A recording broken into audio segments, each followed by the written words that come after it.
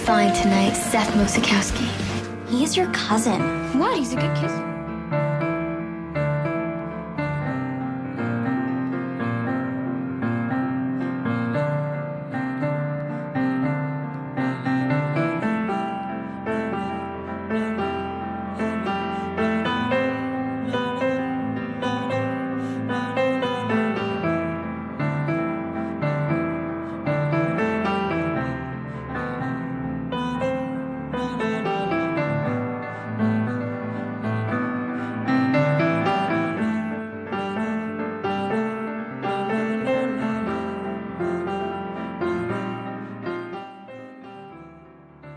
The speaker of the poem She Walks in Beauty is a man admiring a woman from afar who is the subject of the poem.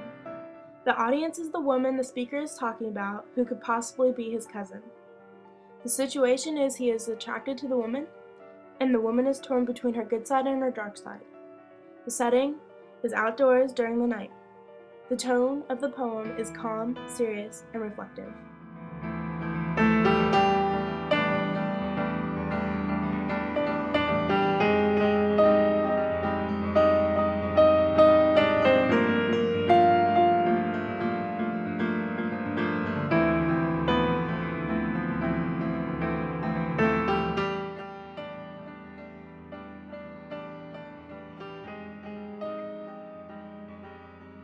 She Walks in Beauty by George Gordon, Lord Byron. She walks in beauty like the night of cloudless climes and starry skies, and all that's best of dark and bright meet in her aspect and her eyes.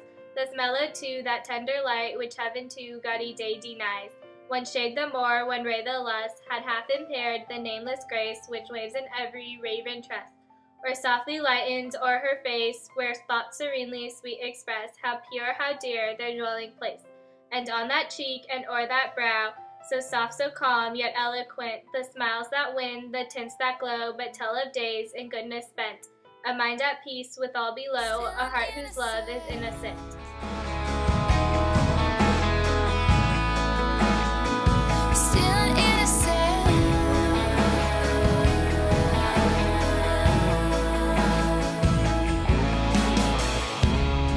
Did some things you can't speak of.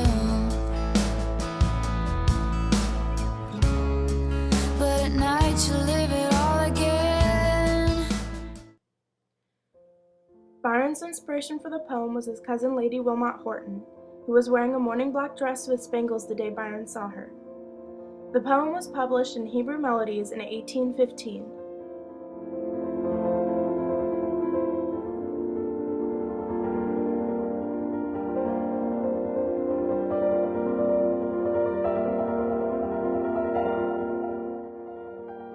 The theme of She Walks in Beauty is the contrast between light versus darkness, while showing that beauty is a subjective trait.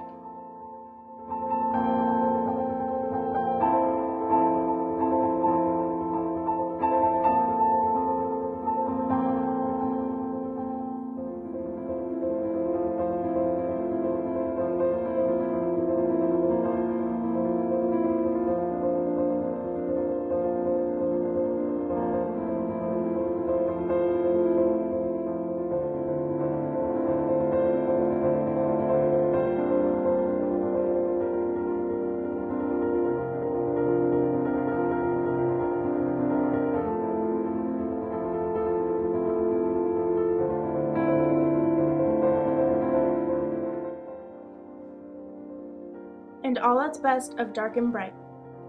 This quote shows how the woman in the poem is two-sided in her actions. She is hypocritical because though she says one thing, she will end up saying the opposite of what she said in the first place. This shows the conflict between her innocent side and her dark side. Although the woman is conflicted, the speaker believes she is the perfect mixture of lightness and darkness. This shows how her beauty is a subjective trait because not everyone would find that combination attractive.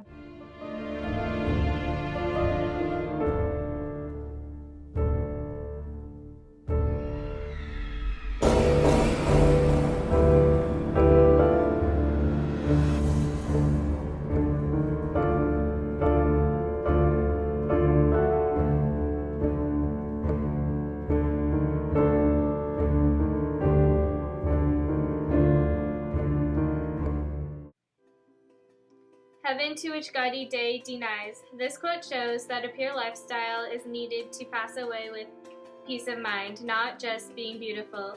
This quote also shows the contrast between her light and dark side. Heaven, her light side, is trying to control the gaudy days, her dark side. Her good side is trying to triumph over her dark side.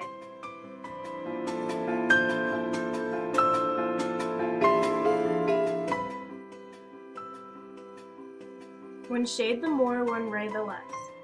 This quote shows how the speaker believes the woman has the perfect combination of good traits and bad traits. If she tries to change, she will have an imbalance of these qualities. Though others may try to change the woman, the speaker wants her to stay the same because he finds her beautiful that way.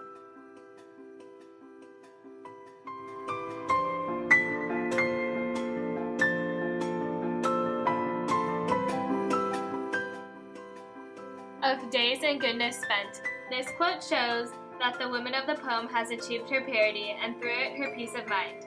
Her innocent side has triumphed over her dark side. This also adds to the reflective tone of the poem by making it sound like the speaker of the poem is looking back over her life and of all that she accomplished.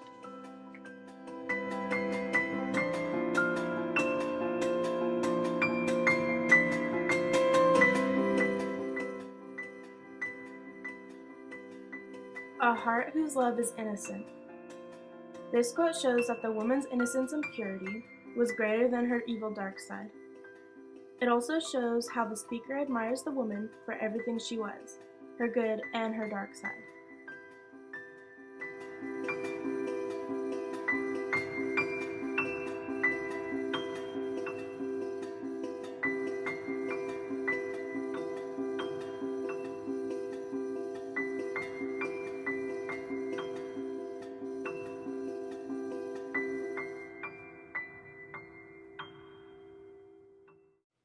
Starry skies.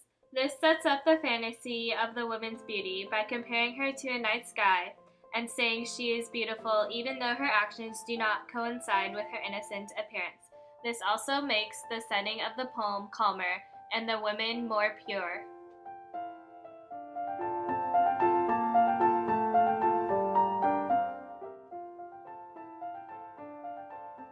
Nameless grace.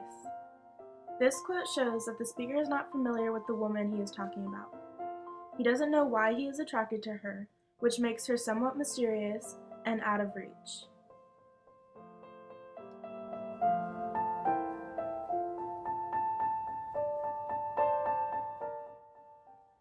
Mind at peace. This quote shows that the lady of the poem has passed away. Her two sides are no longer in conflict with one another. Her mind is no longer going against her heart. Death has brought her peace of mind and has made her innocence even more apparent. Good can triumph over evil.